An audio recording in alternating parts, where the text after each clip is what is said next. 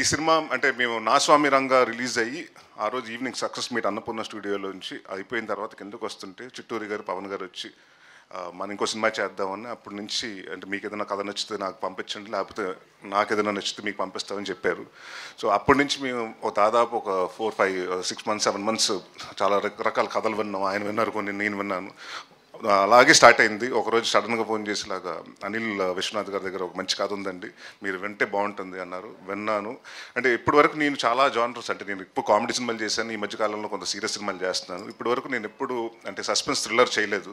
So first time ఈ genre try చేస్తే బాగుంటుంది. అండ్ ఇది ఎలా ఉంటుందంటే మల్టీ లేయర్స్ కథలు జరుగుతుంటాయి, 4-5 కథలు జరుగుతుంటుంది. ఏ కథ ఎటు నుంచి లీడ్ అవుతుంది, ఏ కథ నాట్ ఓపెన్ అవుతుంది, ఏ కథ టై అవుతుందో తెలియదు.